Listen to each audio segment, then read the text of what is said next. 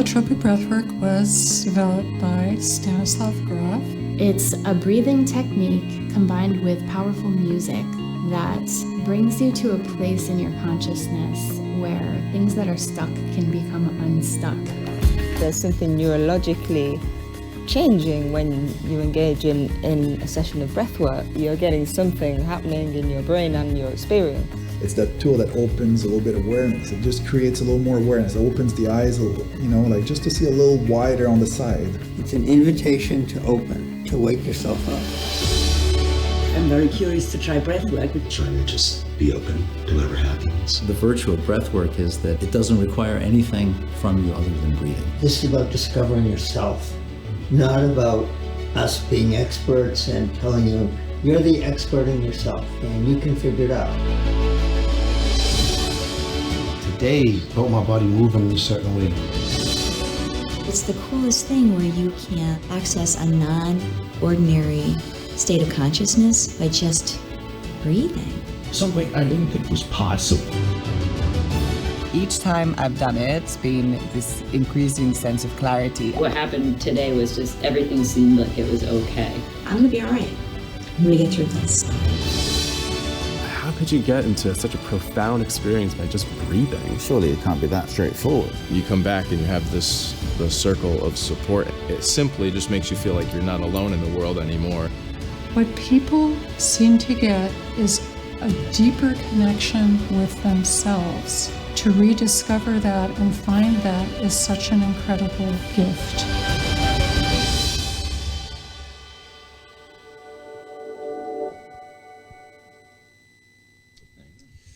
Well, they have it.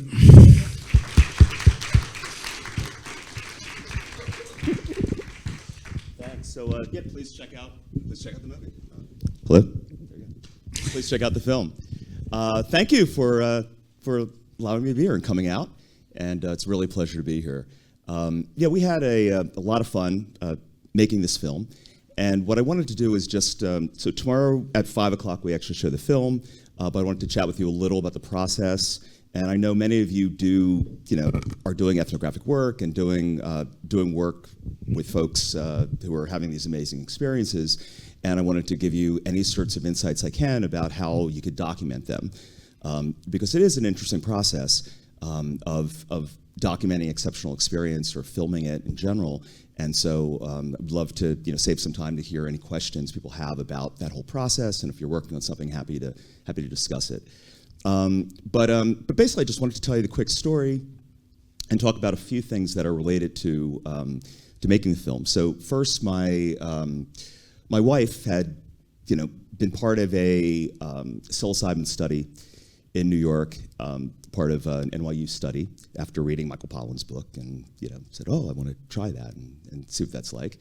And she did that, and then she wanted to follow up and find some other way to continue that kind of experience. And she didn't necessarily want to do it through any substances. So she asked people in New York, said, where could I go? And they said, well, there are these people up in Vermont named Lenny and Elizabeth Gibson who do holotropic breathwork, and it would be, that would be an amazing thing to go to. So she came back from that trip with the biggest smile on her face, and I said, okay, baby, you either having an affair or that breathwork shit was really good. Tell me. So, I found out it was them. So it was just amazing to encounter breathwork. And so when I got to know Lenny and Elizabeth, they said, well, would you actually film this, make a film about it? And of course I said yes.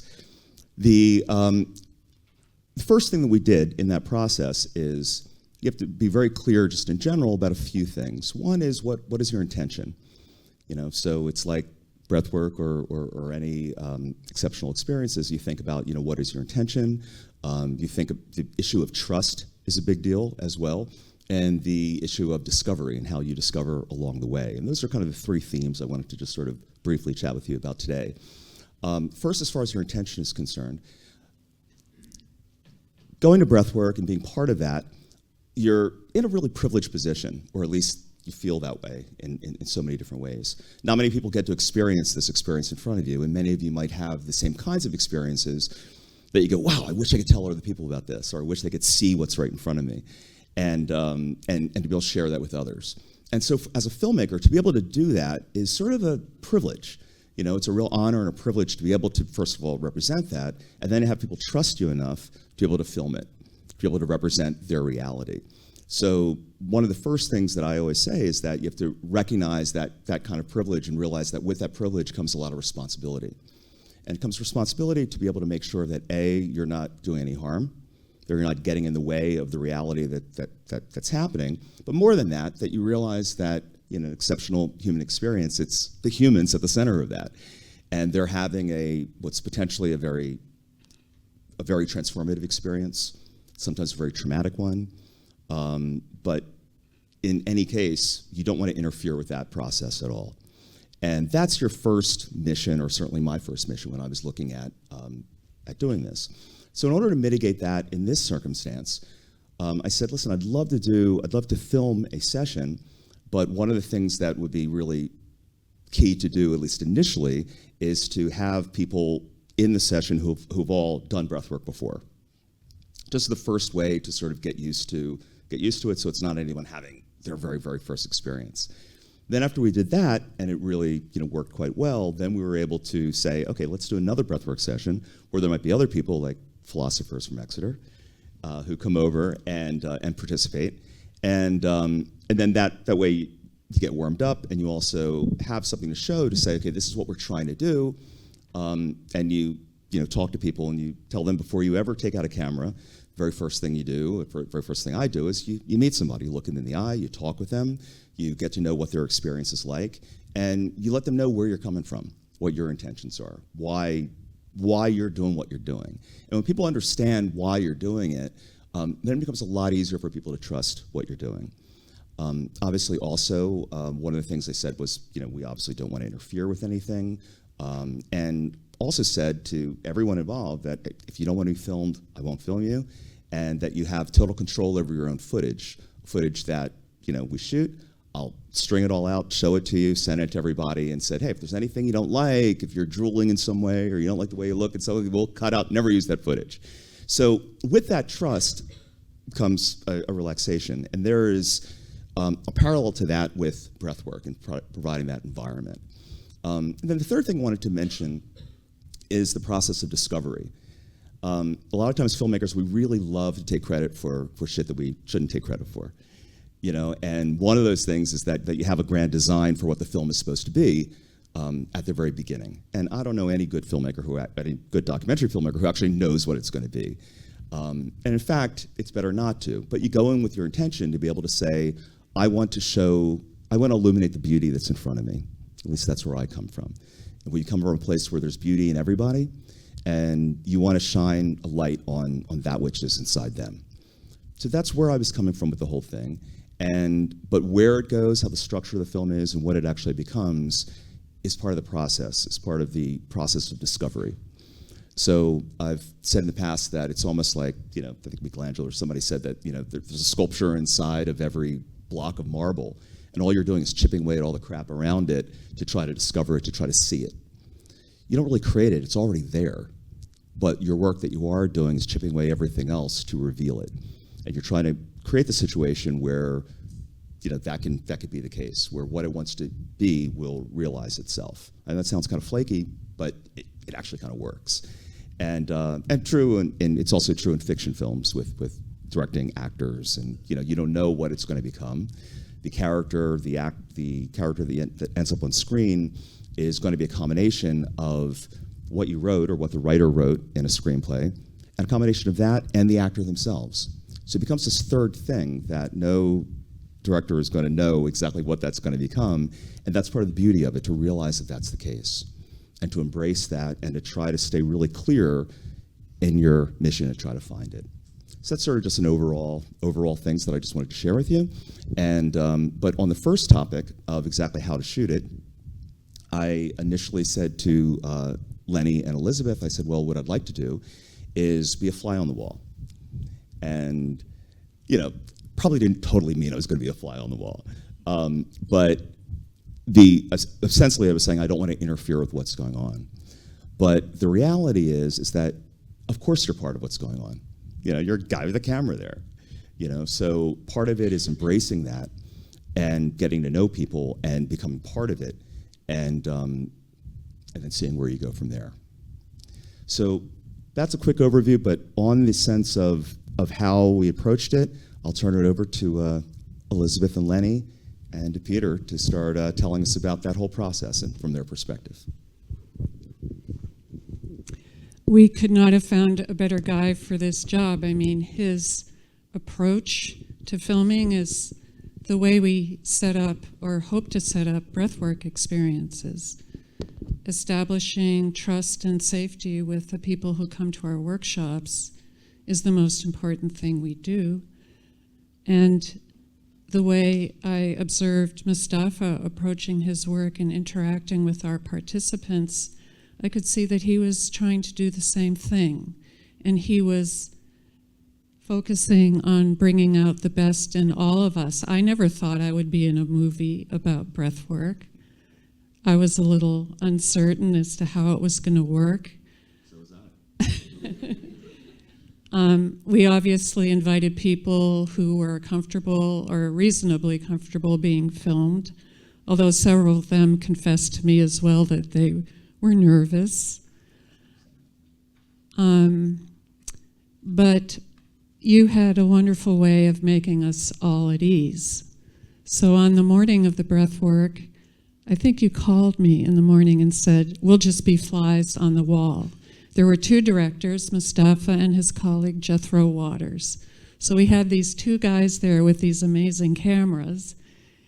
And I said, no, I think maybe you should just be part of the group. You know, you sit in the circle, introduce yourselves along with everyone else. And I was so grateful that you were willing to do that. And they just became part of the group. And because there were two of them, they were able to film each other doing breath work. So we had our director on both sides of the camera. And if you do come and see the movie tomorrow, you'll see more of that. And so I felt like we had such trust with everybody there. And I think that's why this film is such a valuable record. And that was the attention initially for Lenny and me. As we get older, we're very eager to pass on what we had the great gift of learning from our teacher, Stan Groff. When you have such an amazing teacher and learn what we all have as a capacity for self-healing in ourselves, that's the gift that Stan gave me. And I really wanted to help other people understand that that's part of our birthright as human beings. We all have this capacity in it. But unfortunately, in our modern contemporary culture, it's quite possible to live your whole life and never know you have this capacity. So Lenny and I, as we've gotten older, we've tried to reach more and more people with holotropic breathwork. It's so simple and effective. We've offered workshops now for some 35 years. We started a training program to train other people to go out in the world and offer their own workshops. I think we have about 20 people trained and certified now, with more in the pipeline, a really amazing group of the next generation of teachers that we're very excited about. And so having a film about the work, initially it was planned as kind of an archive to be part of our teaching materials. And then we realized that we had so much good footage, we could do different things with it. So the film that we're showing here is a general introductory film about breathwork for people who want to know what it is. And it's so hard to explain what it is. I mean, it sounds kind of weird when you tell people, oh, you're just going to lie down on a mat and breathe and listen to music and amazing things will happen. But hopefully the film, and I think even the trailer, conveys some of that. So we're very excited to share this with you. And the creative process with Mustapha has been amazing. It's been kind of like a exceptional experience just working with him. So I'm really grateful for that. And I'll pass it over to Lenny to see what you want to say. about the process?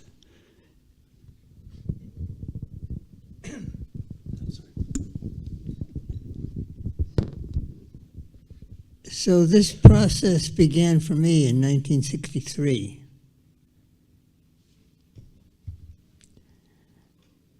And coming out of the 60s,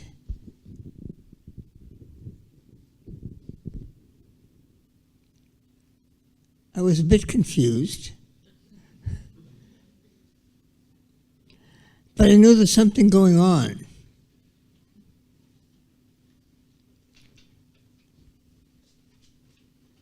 I tried to write about it. Didn't make much traction in the academic world. So eventually I gave up and left the university and started farming.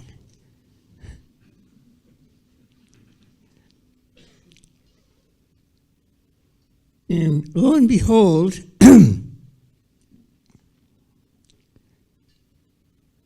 I got a brochure from Esalen Institute on the shore of California.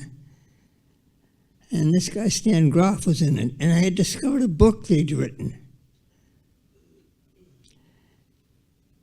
And when I opened that book and started to move through the pages,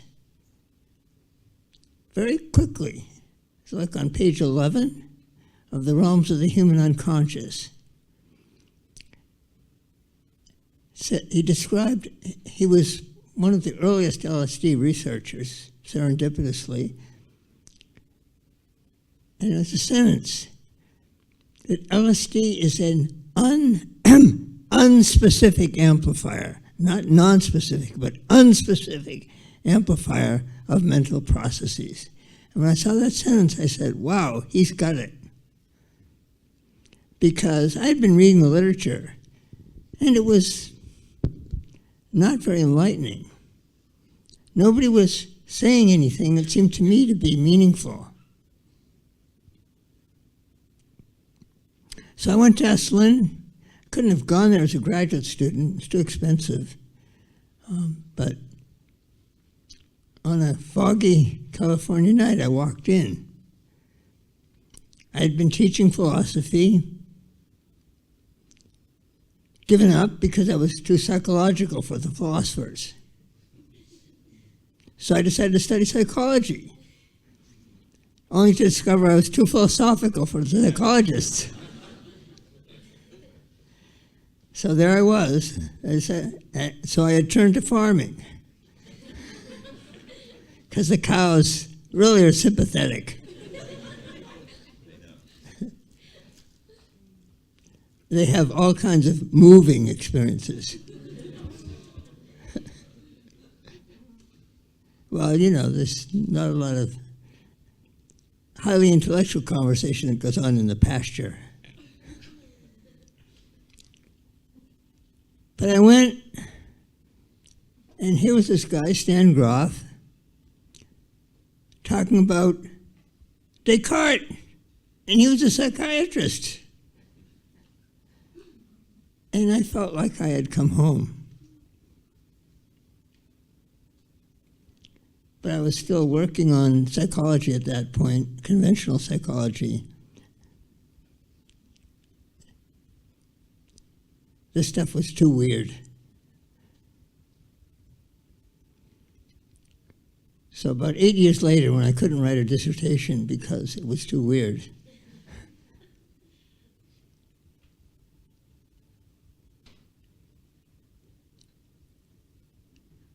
I found that one of his students was doing a workshop in the next state, decided to go, gave up on the dissertation, decided to go.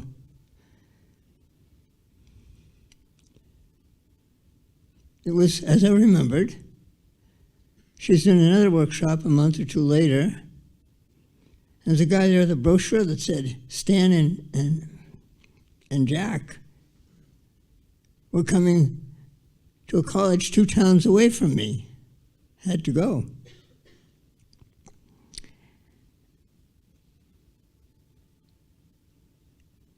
And they came back again, Stan and Jack Cornfield and Christina.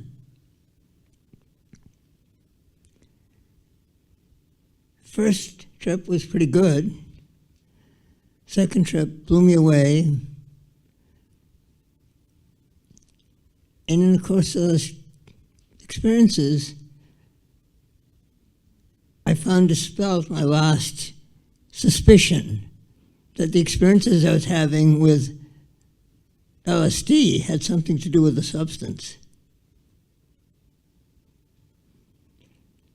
Breathing alone can do it. And in that second workshop, I had an experience that went beyond even the most intense experience I'd ever had with LSD. I decided I better get into it. And one of the deliverances from that experience was my concern that my advisor might think I was too weird was dissipated. I called him up and he said, "Come on down, we'll figure something out."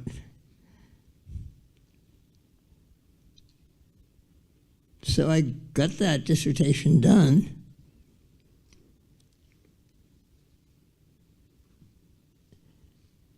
Joined Stan's training program, and then wanted to engage that work.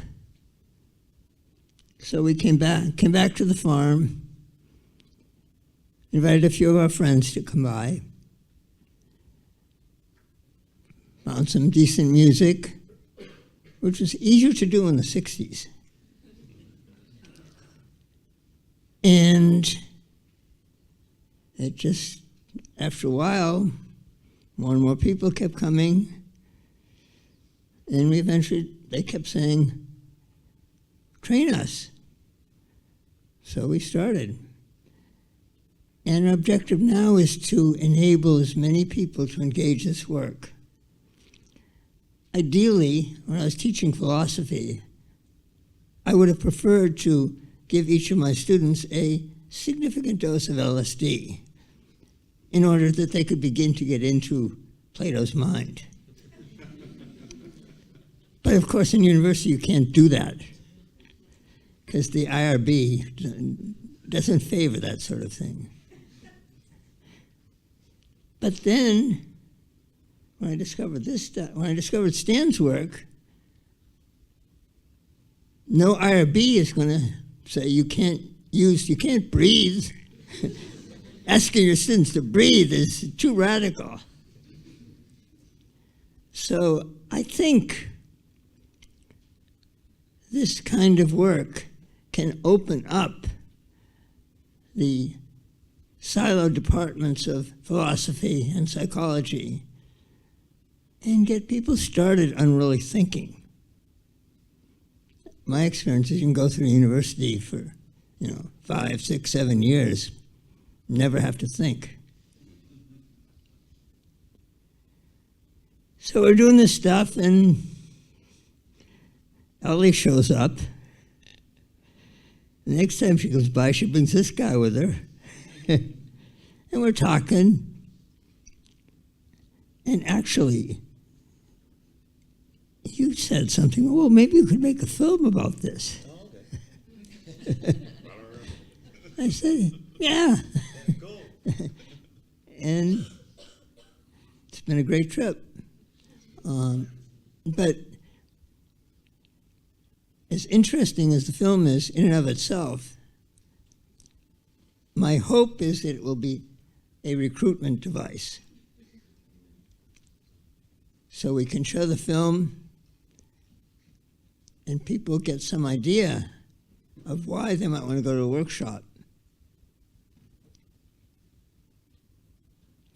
So this will give the people we're training a way to explain what it is. And when you see the film tomorrow, we'll appreciate your comments. But most people who see it are interested, okay? So I've talked way too long because that's my Achilles heel. And I'll let Peter bring some of the universal perspective. Well, thanks, Lenny.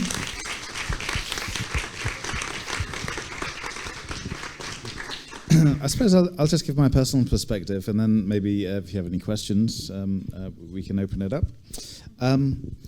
So like I said, my interest really was, philosophical, academic philosophical.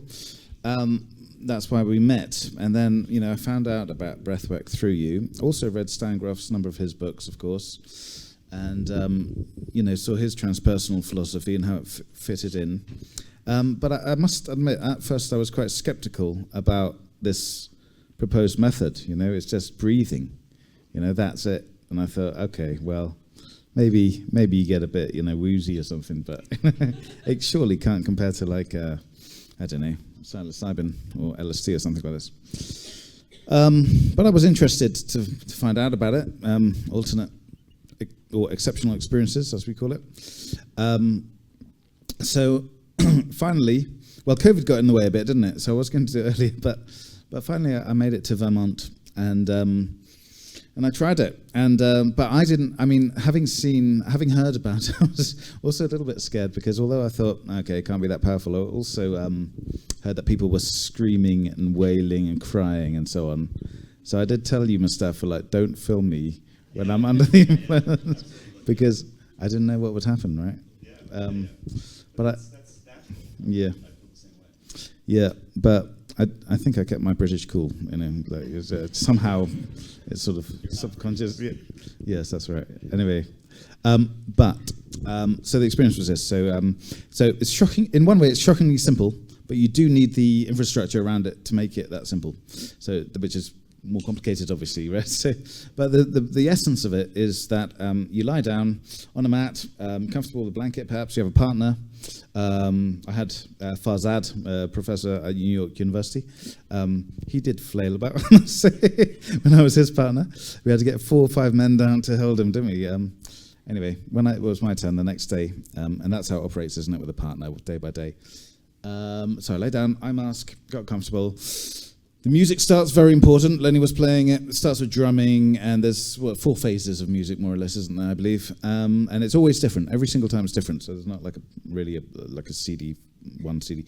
Anyway, I'll just go with it. And Kyle, I remember, was telling us how to breathe. I thought, okay, the breathing method must be really intricate. I must really listen. But it was just breathe really fast, like that, and and then you'll finally find your equilibrium, and then you can sort of flow like an eagle or something like that, So it's like, really, is that it?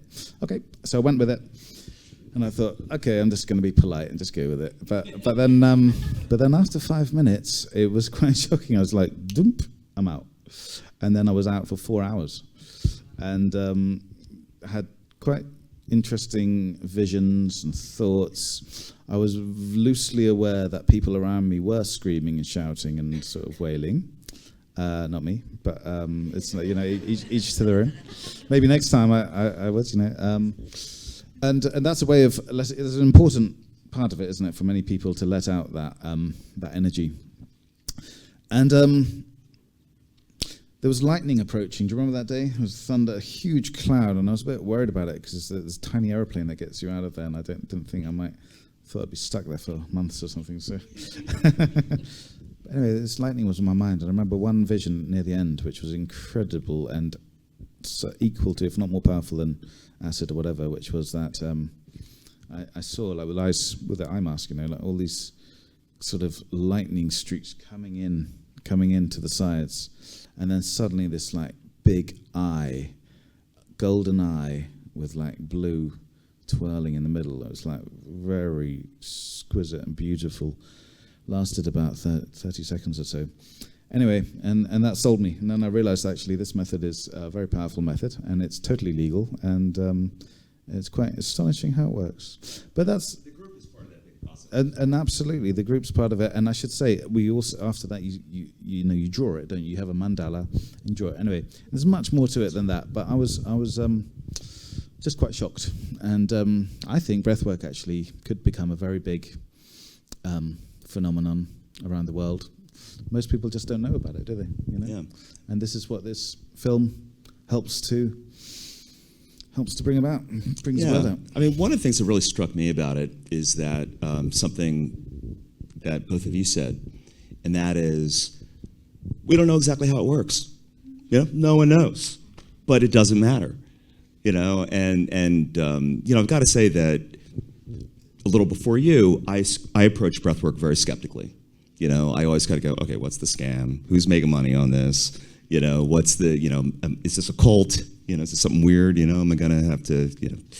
But no, it was just this beautiful, beautiful thing. And part of the motivation in wanting to make the film is just to highlight something beautiful that's happening. You know, there's so much ugliness in our world. There's so much cruelty. There's so much ugliness that we could focus on.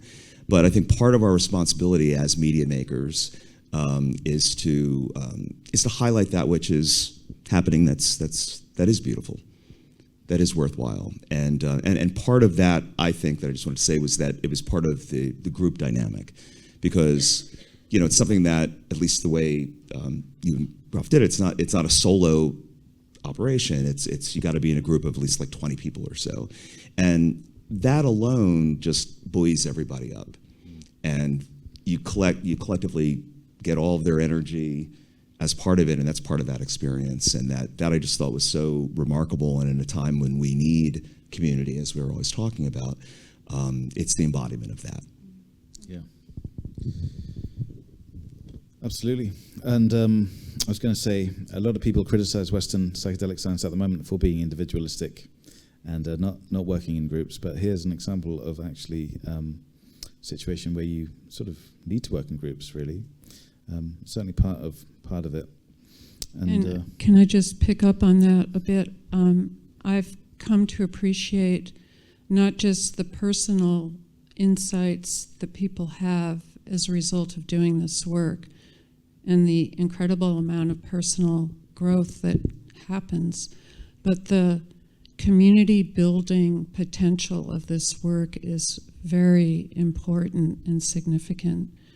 People come together who don't even know each other, and by the end of the weekend, they've become very close friends for having shared and supported each other during very deep and intense experiences. And we all are aware of the isolation that people are experiencing in the world now. COVID really brought that to our attention, and apparently the problem hasn't gone away, even though COVID has subsided. And so there's safety in group work, for sure, and also this potential for developing very strong and resilient communities that transcend issues of race and ethnicity and religion. We've worked in Egypt, we've worked across different age groups, and it just cuts below all of those differences and gets to what we all share as human beings. Fundamentally, we all struggle with the same thing, the same issues of being in this world, in our bodies, and why are we here, and how can we realize the unique potential that we are each born with. So community building, personal development together is what breathwork offers. And I really haven't found anything as simple and effective as that. So I feel glad that we've been able to do that for so many years. How many years now have you been doing? Well, I tried to add them up last night, and I came, I think, 35. 35 years. Yeah. Wow. And there are people here who've done breath work with us. If anyone wants to speak or you guys have any questions, we'd be happy to open it up to anyone who would like to ask a question. Or can you? Oh, Thad, great. Their son, not my son. Where are we going here? Okay.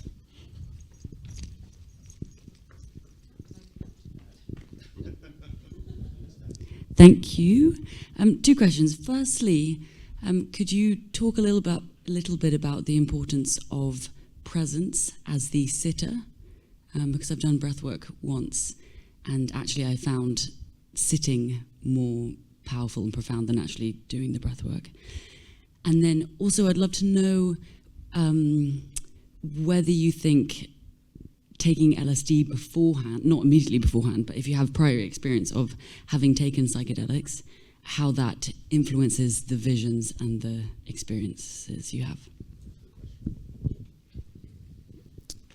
So breathwork is done in pairs. Each breather finds a partner in the group that they feel comfortable working with.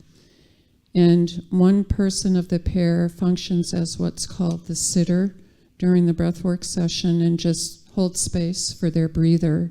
And then in the second session, they flip roles so that everybody in the group has the opportunity both to experience breathwork themselves and hold space for another person doing breathwork. And I completely agree with what you're saying. I think being a sitter is just as powerful and profound in its own way as doing breathwork. To witness and support somebody going through all kinds of different intense experiences is a privilege and a real learning experience. In fact, after we had been offering workshops for probably about 5 or 6 years, Lenny came down with throat cancer and went through really intense chemotherapy, radiation, and surgery for 2 years, and I felt like, wow, I'm sitting for Lenny throughout this ordeal, and I was so grateful for my training as a sitter in breathwork to just think of myself. I didn't know what it was like for him. I was kind of on the outside watching, but I felt more grounded in my role because I had had that experience from breathwork. And I've heard other people say, like, to be present at the death of a family member, or it's good training for that kind of work as well, for like hospice work and many other applications. As far as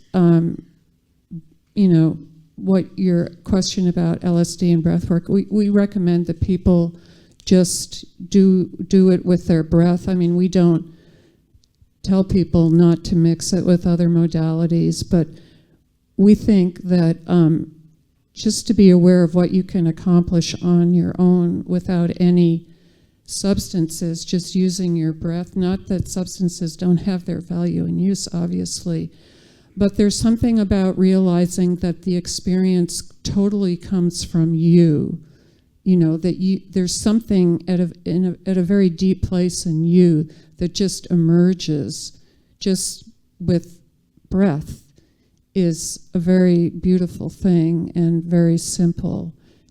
So I don't know if anyone in the audience wants to comment on that question. Rick, I don't know if you have anything to say about that, because Rick's work came out of breathwork originally.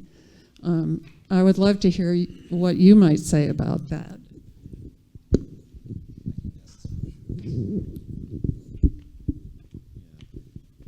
Well, thank you. I'll say that it was Realms of the Human Unconscious that also inspired me in 1972 when I read it. And I think that really when we look at the psychedelic renaissance that we're all participating in, it's really the through line from the 60s and then the suppression of the research was Stan and Christina and developing the breathwork. Because many, many people said, and you may have heard this quote from Ram Dass about once you get the message, hang up the phone. And that was used to try to justify moving beyond psychedelics and going into meditation and saying psychedelics are messy and all these complications socially, but we don't really need to pay attention to them more. Now we got this meditation. And Stan and Christina really were about the only ones from the prior psychedelic researchers that really talked about non-ordinary states of consciousness and then developed a technique to produce it. And the brilliance of it was that it was just breath. And it showed, like Lenny, what you said, is it's not in the drug. It's in us. That's what's released. And when you show that from breath work, that makes it obviously clear. I think one of the things that was difficult is that for many people, you have to both, with the breath work, reduce your defenses and at the same time deal with complicated material that comes up. And so it's actually, I think, more difficult in some ways to make progress with the breath work than with psychedelics. Because with psychedelics, once you've taken the pill or whatever it happens to be, the mushrooms, then you don't have to pay attention to sort of bringing material up to the surface. That happens on its own, so you can pay attention to trying to let it go and experience it and express the emotions. So I think that this through line, really, from through the 70s until MDMA started becoming more widely used, was really the breath work. And the people that were attracted to the initial trainings in the breath work were the people most interested in psychedelics for many of the cases. And then this idea that how do you facilitate people having these kind of experiences? That's where really stands theory, so that the breath work is not just you start breathing, but you have this kind of introduction to transpersonal psychology and into the range of things that can happen. And so then you can give yourself permission, once you're having these experiences come up, to go fully into them instead of thinking, oh, they're too strange, they're too weird, I need to suppress them. But I just want to make one other comment, is that from a funny point of view, Stan and Christina said that there was going to be no way that they can make anybody could make breathing illegal. But the French figured out how to do it because they decided that breathwork was a cult, and therefore they blocked breathwork. And then even at Esalen for a while, after a lot of change, actually after Dick Price, who was one of the co-founders of Esalen, was very much supportive of psychedelics. It was Michael Murphy was very more of like a meditation and ashram. For a while, breathwork was not even permitted at Esalen. There was a substantial period of time, over a decade, where Stan had left. He was the scholar in residence. He had gone, and the tide had turned so much that they were even scared of breathwork at Esalen even. So I think the work that Lenny and Elizabeth, that you have done to keep this going for so long and to train other people and to always have this as an option for people has been absolutely fantastic. And when we really think about, why do we have so much interest in psychedelic research, is because of the pioneers that found ways to continue to facilitate these kind of experiences and to demonstrate the healings even without the drugs. So I just want to really acknowledge just the tremendous work that you guys have done.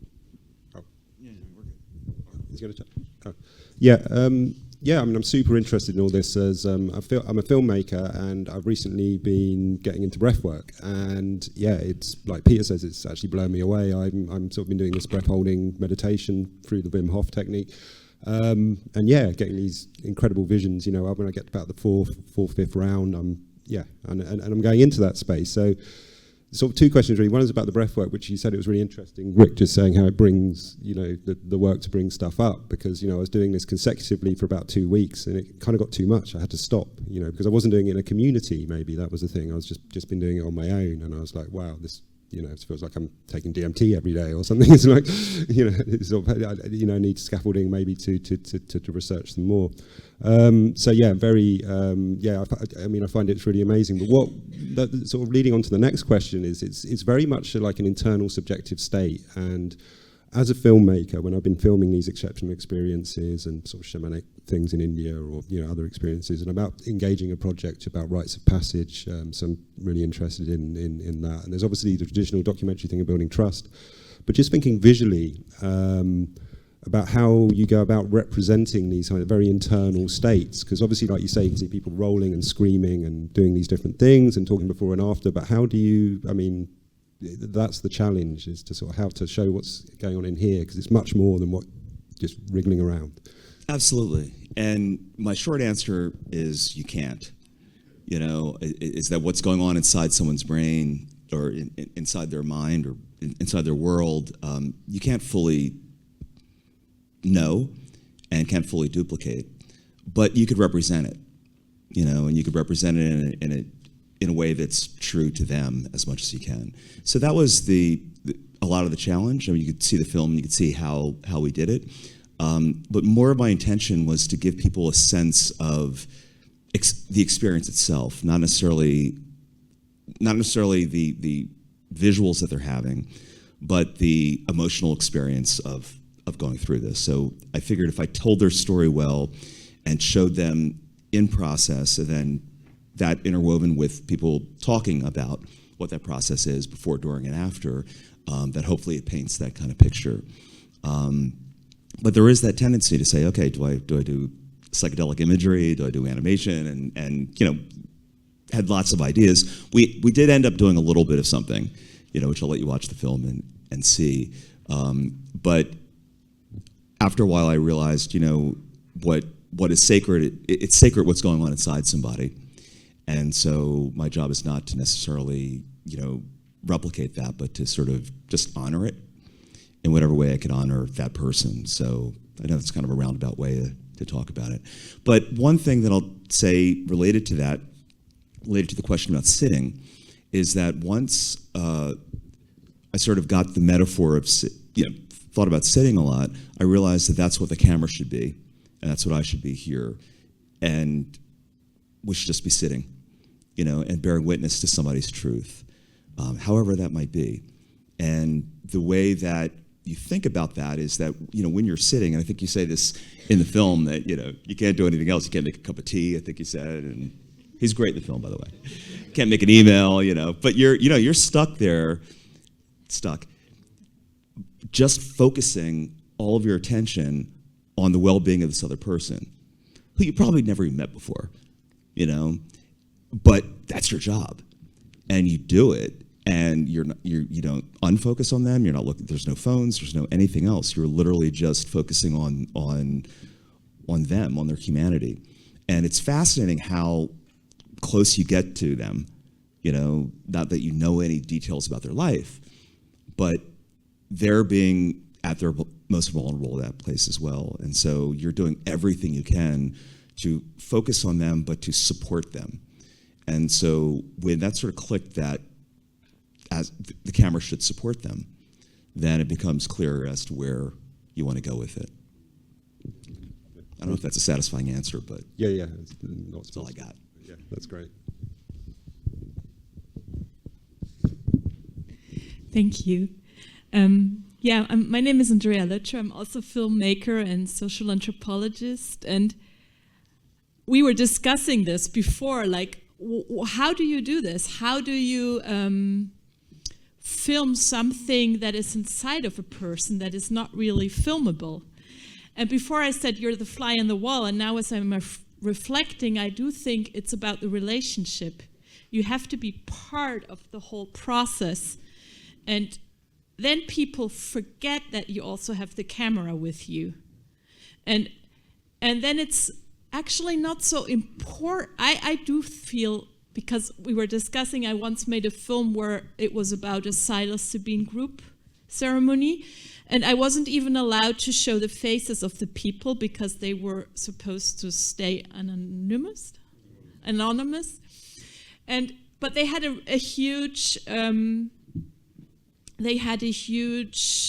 altar in the center, so I was able to film how they set up the altar, and then I was able to film how the musicians would play, and I think I could capture then the atmosphere in the room without showing the different faces. And somehow I sometimes feel like if you film not the individual persons too much and what's going on with them, you actually show more, because then the person who watches the film can bring their own into it.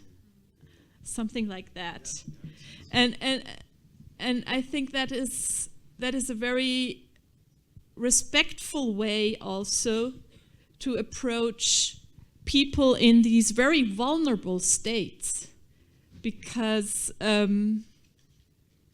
you don't show what they're really going through.